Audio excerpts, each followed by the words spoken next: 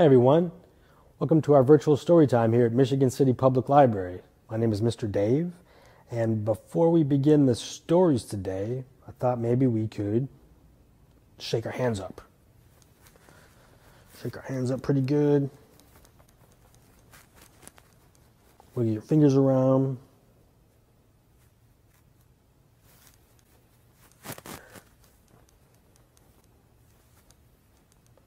Okay, is everybody ready?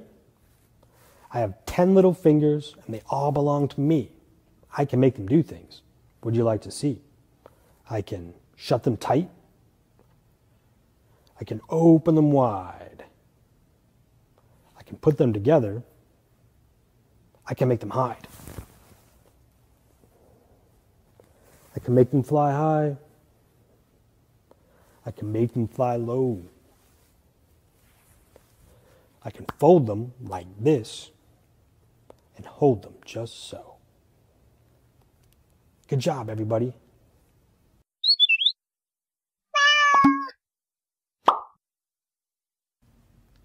Eileens Antlers by David Small. This book is read with permission by Random House Publishing. On Thursday, when Imogen woke up, she found she had grown antlers. Getting dressed was difficult,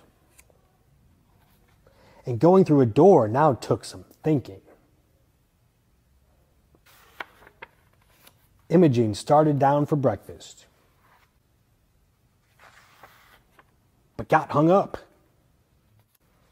Oh! Imogen's mother fainted away. The doctor poked and prodded and scratched his chin. He could find nothing wrong. The school principal glared at Imogen, but had no advice to offer. Her brother, Norman, consulted the encyclopedia and then announced that Imogen had turned into a rare form of miniature elk. Imogen's mother fainted again and was carried upstairs to bed. Imogen went into the kitchen.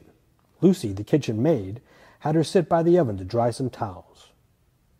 "Lovely antlers," said Lucy. The cook, Mrs. Perkins, gave Imogen a donut, then decked her out with several more and sent her into the garden to feed the birds. "You'll be lots of fun to decorate come Christmas," said Mrs. Perkins. Later, Imogen wandered upstairs. She found the whole family in Mother's bedroom.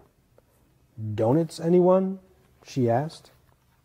Her mother said, "Imogen, we have decided there is only one thing to do. We must hide your antlers under a hat." Norman telephoned the milliner. At 3 o'clock, the milliner arrived. Rapidly, he sketched a few designs, then set to work. "Voila!" said the milliner. "Bravo, bravissimo!" cried his assistants. Thud. Imogen's mother had to be carried away once more. After dinner, Imogen practiced her piano lesson. Then, yawning, she folded her music, kissed the family, and went to bed. Imogen sighed, remembering the long, eventful day.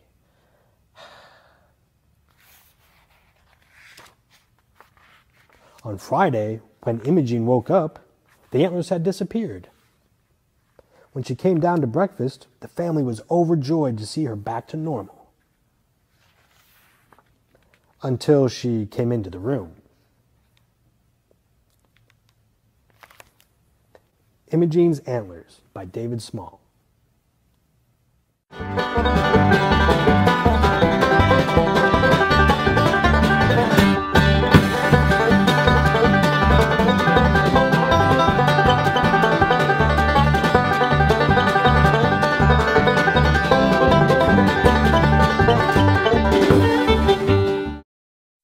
Little Santa by John Agee.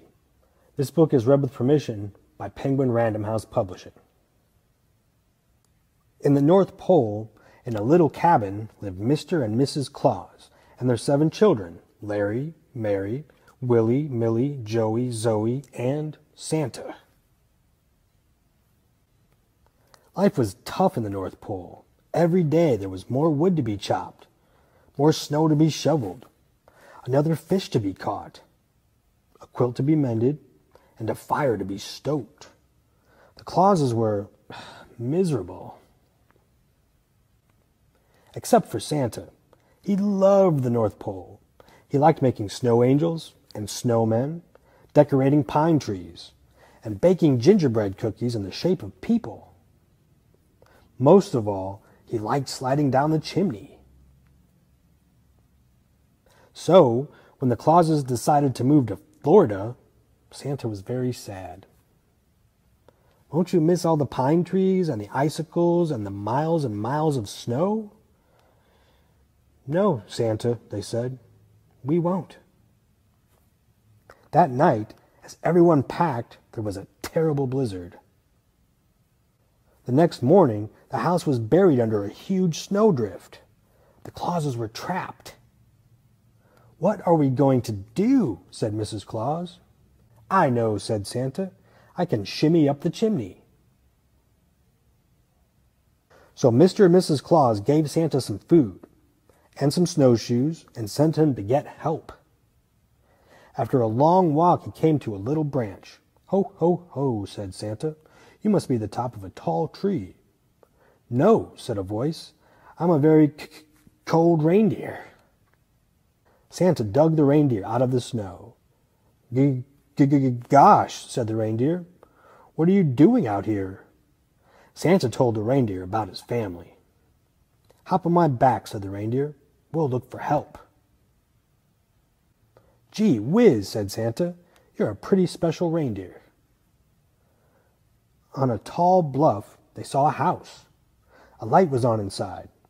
Stop here, said Santa. The reindeer landed, and Santa slid down the chimney. The house was full of elves. Holy snowflake, said the oldest one. Who are you? Santa introduced himself and told the elves about his family. We can help, said the elf. We'll make shovels so we can dig them out of the snow. In no time at all, the shovels were made. Now, Santa, said the elf, how will you get to your house? I've got a flying reindeer, said Santa. Wow, said the elf. Do you have a sleigh, too? What's a sleigh, said Santa. Well, well, said the elf. I guess we'll build you one. The next morning it was finished. Santa hooked up the reindeer, and everybody climbed aboard. Ready, said the reindeer. Ready, said Santa. Off they went to look for Santa's house. Far away, the Clauses were waiting for Santa to return. It was almost midnight when the dog heard a familiar noise coming from the chimney. Could it be? Ho, ho, ho, said Santa. I'm home. The Clauses were overjoyed, but there was more noise coming from just outside. Santa opened the door. Look, everybody, said Santa. These are my new friends. Welcome, said Santa's family.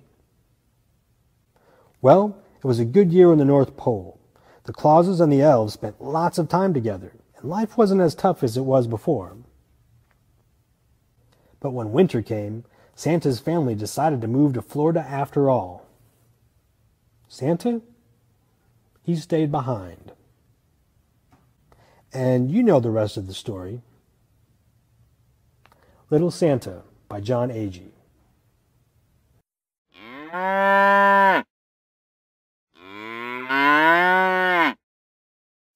Hi, this is Mr. Dave with a friendly public service announcement. Be sure to stop by the Youth Services desk here at Michigan City Public Library this week to pick up a stocking full of Christmas goodies from Santa and Mrs. Claus. Wow! And tune in each week leading up to Christmas for more holiday stories.